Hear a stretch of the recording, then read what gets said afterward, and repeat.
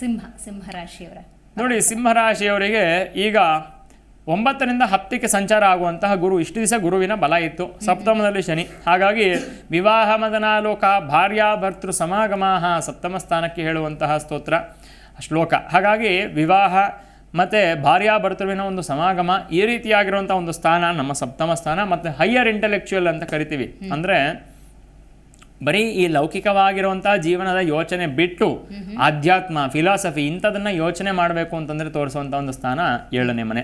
ಅಲ್ಲಿರುವಂತಹ ಶನಿ ಮತ್ತು ಭಾಗ್ಯದಿಂದ ಈಗ ಕರ್ಮಕ್ಕೆ ನಡೀತಾ ಇರುವಂತಹ ಗುರು.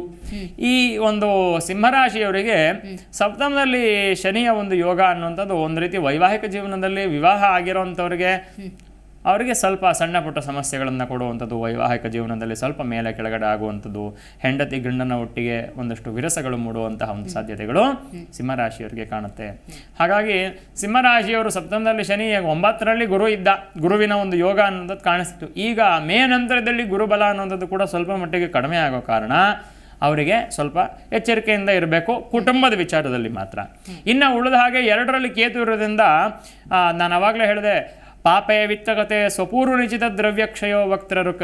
ವಿತ್ತದಲ್ಲಿ ಅಂದರೆ ಯಾವಾಗ 2ನೇ ಸ್ಥಾನದಲ್ಲಿ ಪಾಪಗ್ರಹದ ಒಂದು ಯೋಗ ಬರುತ್ತೆ ಕೇತು, ಅಂಥವ್ರಿಗೆ ಸಿಂಹ ಅಂದರೆ ಇವಾಗ ಕನ್ಯಾದಲ್ಲಿ ಇವಾಗ ಕೇತು ಇರುವಂಥದ್ದು.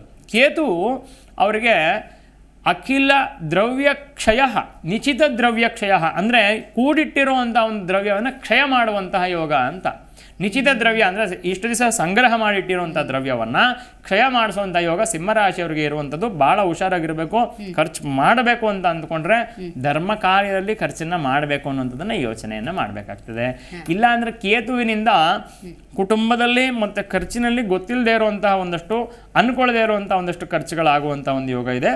ಕೇತು ಶಾಂತಿಯನ್ನು ಮಾಡ್ಕೋಬೇಕು, ಅಥವಾ ಗಣಪತಿಗೆ ವಿಶೇಷವಾಗಿ ಆರಾಧನೆಯನ್ನು ಮಾಡೋದ್ರಿಂದ ಕೇತುವಿನ ಒಂದು ನೆಗೆಟಿವ್ ಇನ್ಫ್ಲೂಯೆನ್ಸ್ ಅನ್ನುವಂಥದ್ದು ಕಡಿಮೆ ಆಗ್ತದೆ. ಮತ್ತು ಈ ಕೆಲಸದಲ್ಲಿ ಒಂದಷ್ಟು ಮೇ ನಂತರದಲ್ಲಿ, ಮೇವರೆಗೆ ಅವ್ರಿಗೆ ಚೆನ್ನಾಗಿದೆ ಸಮಯ, ಏನು ತೊಂದರೆ ಇಲ್ಲ, ಗುರುವಿನ ಬಲ ಇದೆ. ಮೇ ನಂತರದಲ್ಲಿ ಕೆಲಸದಲ್ಲಿ ಒಂದಷ್ಟು ಘರ್ಷಣೆಗಳಾಗುವಂತಹ, ಕೆಲಸದ ಒಂದು ಸ್ಥಾನದಲ್ಲಿ ಸ್ವಲ್ಪ ಸ್ಥಾನ ಪಲ್ಲಟಗಳು, ಅಲ್ಲಿ ಕೆಲಸದಲ್ಲಿ ಏನೋ ಒಂದಷ್ಟು ಟೆನ್ಷನ್ ಆಗುವಂಥ ಒಂದು ವರ್ಷಗಳ ಕಾಲ ಅವರಿಗೆ ಹಿಂಸೆ ಅನ್ನುವಂಥದ್ದು ಆಗುವಂತಹ ಒಂದು ಯೋಗ ಇದೆ. ಮತ್ತು 8ರಲ್ಲಿ ವಿಶೇಷವಾಗಿ ರಾಹು ಇರೋದ್ರಿಂದ ಯಾವುದೇ ಕಾರಣಕ್ಕೂ ಸಿಂಹರಾಶಿಯವರು ಯಾರು ಅಧರ್ಮದ ಕೆಲಸ ಅನ್ನುವಂಥದ್ದಕ್ಕೆ ಹೋದರೆ, ಅಂದರೆ ಯಾರು ಏನಾದ್ರು ಇದಕ್ಕೆ ಹಾಕಿ ದುಡ್ಡು ಬರುತ್ತೆ ಜೂಜಾಡಿ ಅಂತ ಮಾಡುವಂಥವ್ರು ಯಾರು ಇದ್ದರೆ, ವಿಶೇಷವಾಗಿ ಕುದುರೆ ಈ ಥರದ ಸಂಬಂಧಪಟ್ಟಿರುವಂಥ ಯಾವ್ದಾರು ಹವ್ಯಾಸಗಳಿದ್ರೆ ಅವರೆಲ್ಲ ಗ್ಯಾರಂಟಿ ಹೇಳ್ತೀನಿ ಎಷ್ಟು ದಿವಸ ಗುರುಬಲ ಇದು ನಡೀತಾ ಇದೆ.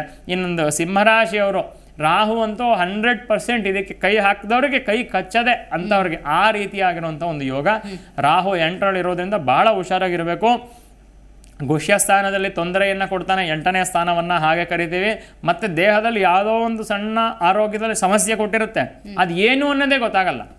ತುಂಬ ದಿವಸ ಏನಕ್ಕೋ ಯಾವುದಕ್ಕೋ ಏನೋ ಟ್ರೀಟ್ಮೆಂಟ್ ತಗೊಳ್ಳೋ ಅಂಥ ಒಂದು ಯೋಗ. ಈ ಥರ ಆಗುವಂಥ ಒಂದು ಸಾಧ್ಯತೆಗಳು ಸಹಜವಾಗಿ ಈ ಸಿಂಹರಾಶಿಯವರಿಗೆ ಇರುವಂಥದ್ದು. ಪ್ರತಿಕ್ಷಣದ ಸುದ್ದಿಗಾಗಿ Zee Kannada news app download ಮಾಡಿ. Live TV, latest updates, entertainment, lifestyle, technology ಸುದ್ದಿ ನಿಮ್ಮ ಅಂಗೈಯಲ್ಲಿ.